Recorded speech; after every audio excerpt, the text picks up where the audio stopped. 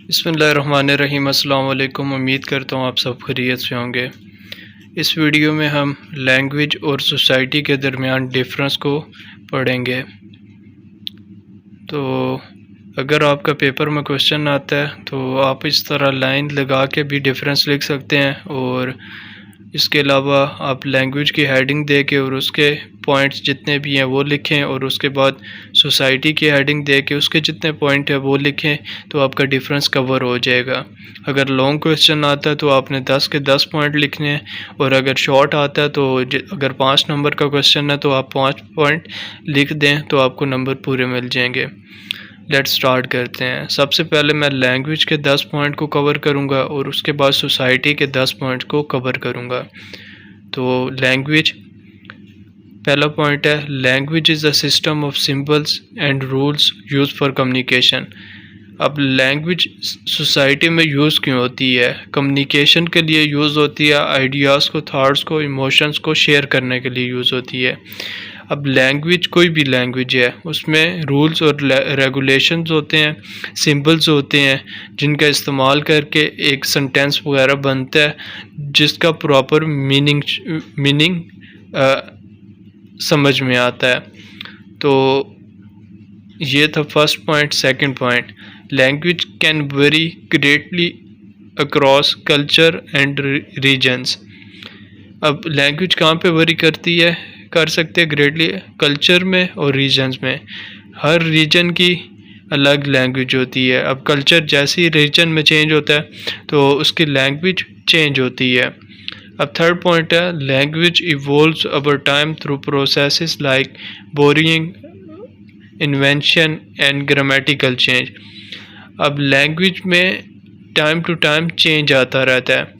अब लैंग्वेज कुछ वर्ड्स बोरो करती है और कुछ वर्ड्स इन्वेंट करती है, एंड ग्रामेटिकल चेंज भी लैंग्वेज में आता है। फॉर एग्जांपल, अब कुछ वर्ड्स है जो पास्ट में पॉजिटिव वे में यूज़ होते थे, अब उनको नेगेटिव कॉन्नोटेशन में यूज़ किया जाता है। तो टाइम टू टाइम लैंग्वेज में चेंजेस आती रहती हैं।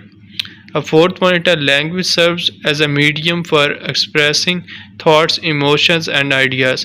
जैसा कि मैंने बताया कि लैंग्वेज कैसे क्यों यूज़ होती है, एक मीडियम है। अब किसके लिए?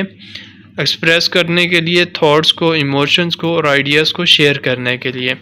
पांचवा पॉइंट है language enables humans to transmit knowledge and culture across generation. अब लैंग्वेज ह्यूमंस को इनेबल बनाती है कि वो नॉलेज को ट्रांसमिट करें, दूसरों तक पहुंचाएं, कल्चर को दूसरों तक पहुंचाएं, जनरेशन टू जनरेशन ट्रांसमिट करें। तो ये सब किसके थ्रू होता है? लैंग्वेज के थ्रू होता है। छठा पॉइंट क्या है? Language can be spoken, written और signed, allowing for diverse modes of expression. अब लैंग्वेज लिखी भी जाती है, बोली भी जाती है, और साइंड मतलब साइन लैंग्वेज जो होती है, allowing for diverse modes of expression.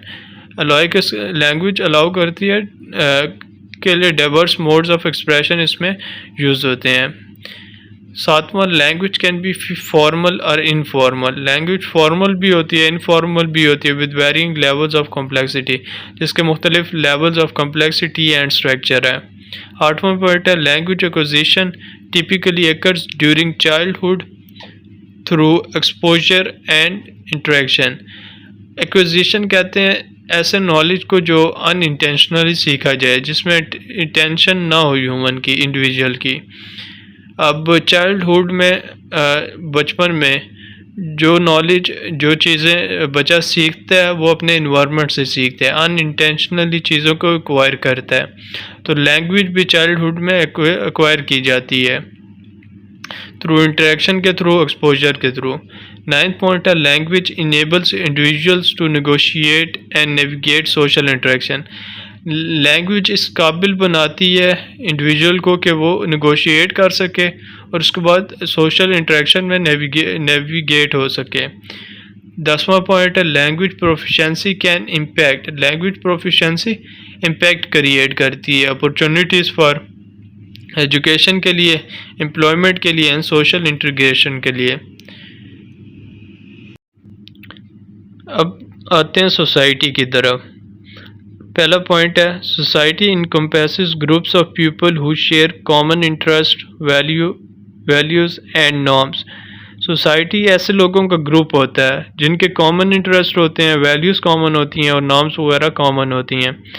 दूसरा, society structures human interaction. Society human interaction को बनाती है। अब कैसे बनाती है? इंस्टीट्यूशन के थ्रू बनाती है। इंस्टीट्यूशन में लोगों का आपस में इंटरेक्शन होता है, फैमिली में होता है, गवर्नमेंट एंड इकॉनमी वगैरह में लोगों का आपस में इंटरेक्शन होता है। ये सोसाइटी स्ट्रक्चर करती है ह्यूमन इंटरेक्शंस को। थर्ड पॉइंट है society regulates behaviours through social norms, laws and cultural expectations. Society regulate करती है बिहेवियर्स को सोशल नॉर्म्स के थ्रू, लॉज के थ्रू एंड कल्चरल एक्सपेक्टेशंस के थ्रू।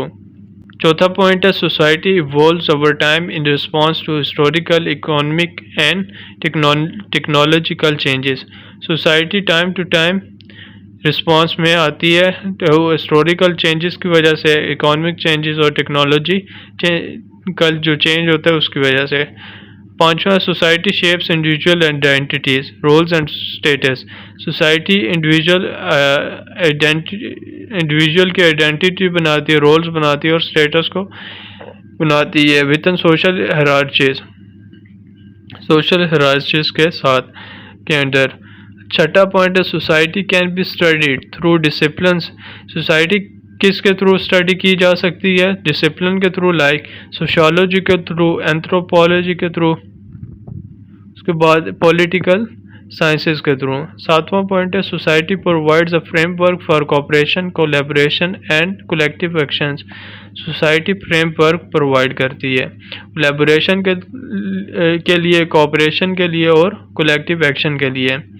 आठवां पॉइंट है society fosters social cohesion through shared rituals, traditions and symbols.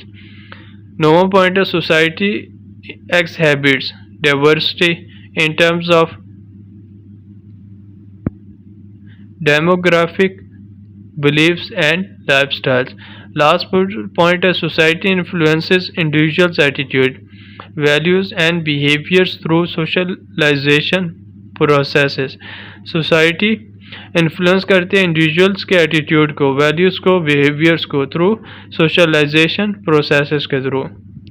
I hope आपको समझ आ गया होगा difference between society and language का।